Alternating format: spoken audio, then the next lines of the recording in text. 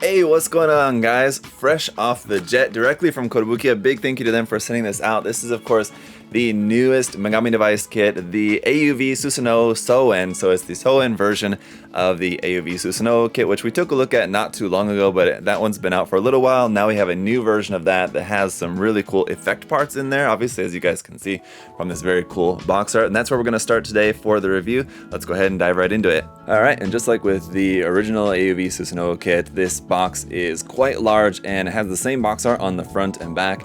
It's on the ends of the box that we have kind of more detail images. We'll take a look at those in a moment, but it would surely be a shame to skim over this box art because the box art on these, as always, is fantastic. You have that nice gloss on the illustration and the text, and then you have a nice matte finish for the rest of the box. The illustration, everything on here looks awesome with all the details and everything on there.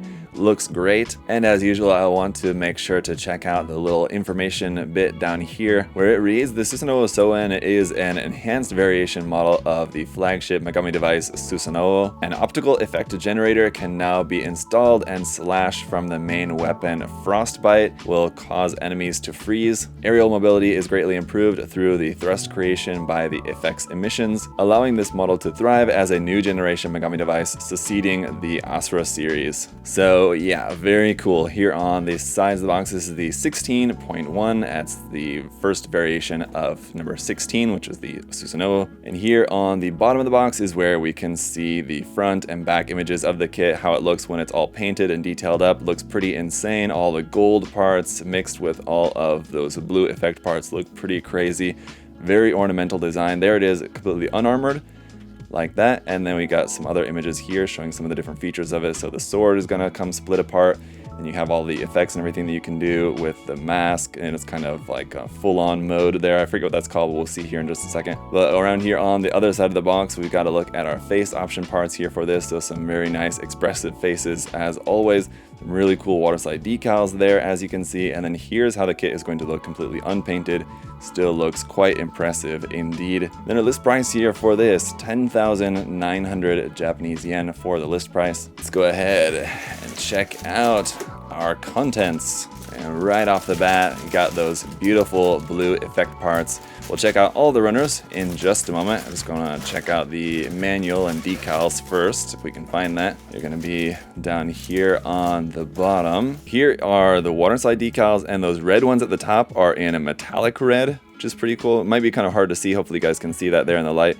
Then you have blue, and then you have white, and then you have the decals there for the face, the mouth, the blushing cheeks, and then all your eye decals right there. And for the instruction manual, we got the full version of the box art. Looks amazing right there, and quite a thick manual here, coming in at, looks like 46 pages all the way to the end there, where we have our color and decal guides. So the colors for the kit, decals, where all the decals are going to be placed everywhere on that is right here. The back page, just the Megami Device logo there. Back up to the front, we've got some really nice images here of the kit. These are really great for just posing reference for you guys, but you can see some of the features of the kit there just in those first couple photographs.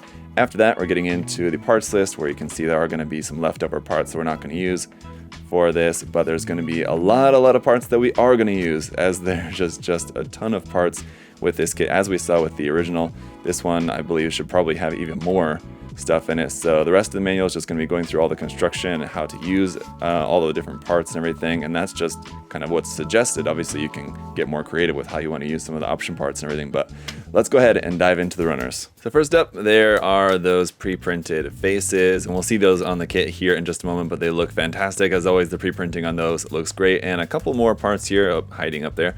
A little bit of gold pre-printed on that little clear blue piece, and then in the next bag there's some more little tiny bits of gold pre-printed on a couple of pieces there, some white there on the parts for the hips. We've got our standard set of hands here, which are going to be in molded blue. Got open hands, open resting hands, open expressive hands, closed fists, holding hands, and then trigger finger extended holding hands that have a fixed wrist on those for holding your heavier accessories, which is nice. And then for some other hand option parts, we've got actually the MSG option parts hands. These are the wild hands, I believe is what they're called, but they're molded here in clear blue for this kit, which is pretty awesome. So if you didn't end up using some of these with this kit, you can use some of of these on one of your frame arms kits or some other kit like that. We've got our U runner here, which is just going to be for the stronger arm for the display base. And a ton more runners to get through here. Runner A and B, which we have 2 of, is going to be our hair option parts, which is molded in a pearl white, which is very nice looking. Runner C is going to be some of our skin tone parts here for the kit. Runner D is going to be in that really nice blue color, which is going to be the main color here for the kit. A bunch of parts for the arms and legs. And that same color continued onto the E runner here as well.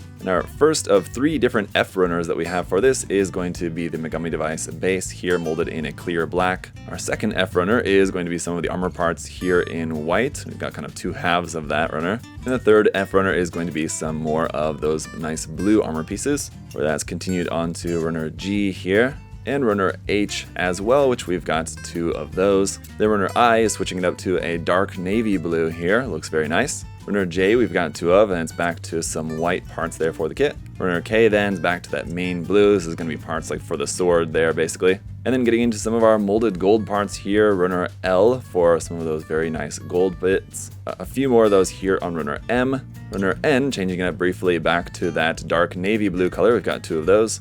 But then runner O is another nice big runner here full of nice molded gold parts. Runner Q is a bunch of our clear parts here for the kit. We've got 2 of these, and this is in like a dark purplish kind of clear color. And some more of that here on runner R as well. And then runner S is getting into some of our new clear blue flame type looking effect parts here, which look very nice. Runner S1 we've got 2 of for some more of those, a couple of small bits there. And then the remainder of those all here on the T runner. So we've got a bunch of those effect parts, and we got 2 of this T runner. Then runner U is back to gold. We got a bunch more of these gold parts right there, 2 of those runners. Runner V is a few parts here in that main blue. Same thing here for runner W. Runner X1 is a couple of parts there in that dark navy blue, 2 of those runners. Runner X2, a few more parts here in gold, 2 of those. And finally, last but not least, runner Z is some of our joint bits there in that main blue color. So that's all of the parts.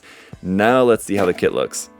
Alright guys, so after a lengthy build process, here's how the kit is going to look when it all comes together. It looks amazing and also quite large, as you can see. It's a pretty big kit. The Megami Device kits, generally aren't that big, but this one, just because of everything that you have going on there, it's not only long in the legs, but it's also got all that huge backpack and everything going on up there with those effect parts and everything, so it's going to be a very large kit amongst your Megami Device collection for sure. And I gotta say, they really killed it with the ornamental look of this. Those clear blue effect parts, of course, are going to steal the show, but then the gold and the white accents also just really stand out so nicely against that really nice dark rich blue color that you have for like the base color there. I mean, yeah, there's a lot of kit to build here, but it's a really fun and enjoyable build process. Like if you enjoyed building the first one, or if you missed building the first one, then it's a really good opportunity to build this one as well. Honestly, I would say they should make a very good pair, the 2 of them. But we have got a lot to go over in this review, so let's go ahead and get into it, starting off with our accessories.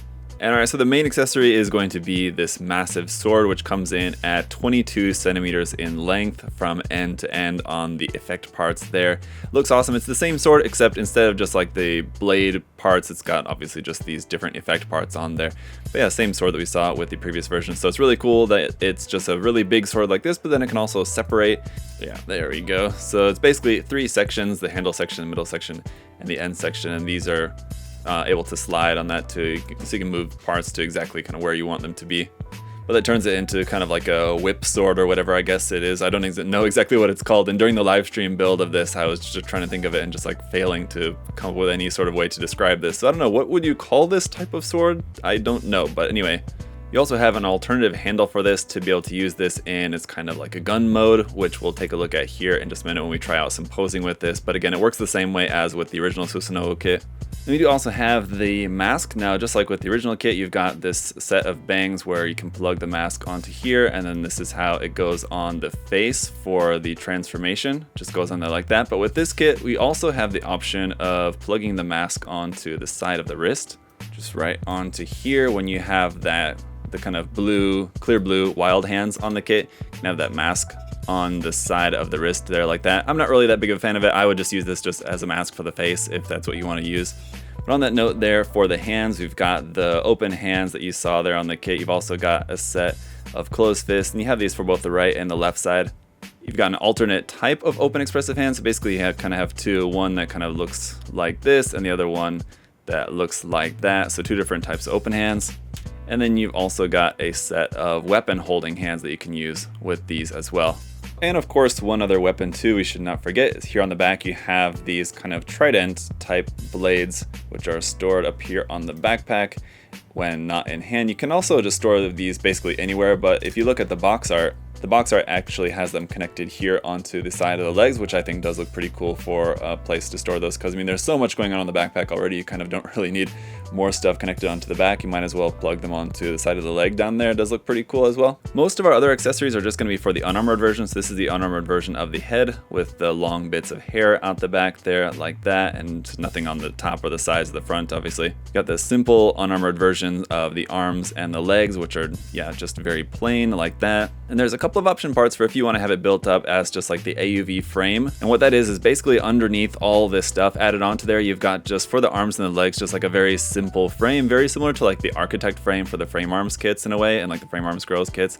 And these are the feet for the AUV frame, which is basically just these kind of there's basically just kind of this single piece there for the feet. And then there's these couple little gold pieces there which kind of fit into the side of the leg there, but you'll take those out in order to put these armor pieces on there. You got your set of clear purple ring parts there. These are going to be for the biceps in the unarmored state. This ring goes right in the bicep and the arm, and you can use this one if you wanted to plug something onto that. And the same thing for the legs. In the unarmored state, you just have this simple clear purple ring, or this one that has a hard point on the side. We got a stabilizer piece which goes kind of between the weapon and the forearm, just to make sure that the weapon has a strong connection with the forearm and you're not just completely relying on the wrist joint. We also got an alternate neck joint part here. And then our alternate chest piece for the unarmored version, which some of you pointed out during the live stream build that it's interesting that the unarmored version of the chest actually is more covered than the armored version of the chest, which has more skin showing. But yeah, last but not least would just be your standard connection base piece. Now what I've got on here and what I would recommend using is the kind of more heavy duty one, especially for when it's all armored up. But if you wanted to just display this in its unarmored mode, you don't really need that one. You can just rely on this one. It's well enough, so it's nice to have that included depending on how you want to pose the kit. And now one last thing I want to take a look at here before we try out some different poses. I want to show you guys a comparison here with these two side by side. Now, I mean, the regular Susanowo, when I reviewed that, I mean, I thought that this was a big kit and it came with a bunch of stuff, but I mean, now it looks, not necessarily small, but it's definitely outsized by the new Souen version. Just those effect parts on there just make it look, so much more larger and intense and intricate and everything with the design and all that. It looks really cool. But if you didn't have either of them, or maybe you already have the original version, you're wondering, oh, is it really worth having another version of it, or is it really worth getting two? Honestly, I would say they're definitely different enough. But if you look at these, it would take you a minute to notice that they're basically the same kit with different parts. I think that they look different enough that it certainly warrants having the both of them. But I mean, obviously it's going to be pretty expensive, but they're definitely both really cool kits and just quite different design, even though, it's the same base kit essentially. But alright, so we'll try out some poses, and again, as it goes in Megami Device reviews, I will be able to show you guys a few poses, but there's so much stuff that you have in this box that I will definitely not be able to show you everything. A lot of what you can do with this kit is just going to be up to your own creativity, how you might want to customize it, how you might want to rearrange some of the parts and, make it your own. There's a lot that you can do with it. This of course does have the same gimmick like the original Susanowo, being able to transform it into the insane mode and the brutal mode. I'm not really that big of a fan of it. It's not really to my taste. I just prefer this in just kind of like the standard form, but transforming it certainly gives you kind of more that you can do with this. If this kit, wasn't enough, that, just all the stuff that you have there, just having more that you can do with it, I mean, certainly adds value to the kit, no doubt. But again, guys, with this one, it just all comes down to how good this kit looks. It's pretty crazy. And then you have the waterslide decals as well. I do want to go ahead and put those on there, and just stay tuned. I'm not going to show that in this video because it'll take me quite a while just to put all those on. But I want to just put some of the waterslide decals on and then spray some top coat on some of the parts and not do like a full paint job, but just kind of make it look nicer just with it still being just kind of mostly out of the box. I'll post a picture of that later on my social media, so just make sure you guys stay tuned and look out for that. But this is definitely one of those kits where you could just do a little bit of work, add the waterslide decals, maybe do a little bit of panel lining in some of like the white areas, stuff like that, maybe in the gold parts as well. And then just do some top coat and it's going to look really awesome. One word of warning though, of course, just make sure when you're spraying your top coat, if you don't want to fog the clear blue parts, if you're doing a matte coat, then just make sure that you remove any of those clear blue parts, then only spraying the matte coat on whatever you want to be matte. Or if you're doing gloss coat, of course it doesn't really matter, you can kind of just gloss coat over everything. The gold parts being molded gold I think look fine. You can see a little bit of swirling in there, you can see a little bit where some of the nub marks were on there, so the gold parts just straight out of the box I think look fine, although I wouldn't blame you guys if at the very least you want to maybe just like spray some new gold paint over those gold parts just to make that gold look a little bit nicer, maybe shine a little bit more. I think would look pretty cool. Otherwise guys, that's about it. This kit is awesome. I can highly recommend it for you. Like I said, even if you already have the original Susanowo kit, I would say this is definitely still a really awesome kit to add to your collection. But let me know your guys' thoughts down in the comment section below. Which version do you guys prefer? I was really going into this thinking that I was going to prefer the original, and this one wasn't really quite to my taste, but I don't know, it's really grown on me a lot. It's such an impressive looking kit. I do have to say that it looks really, really nice. So let me know your guys' thoughts, and of course if you want to check out any of the kits in the line or anything else from Kotobukiya, you can check out the link in the video description to USA Gundam Store. We've got all sorts of good stuff there for you guys. All the different model kits, of course, as well as paints, tools, supplies, and everything else you guys might need, so check that out. And if you guys would also like to leave a like and or subscribe while you're here, that would be greatly appreciated. But until the next time, I hope you guys all have a great day. I'll see y'all later. Bye bye.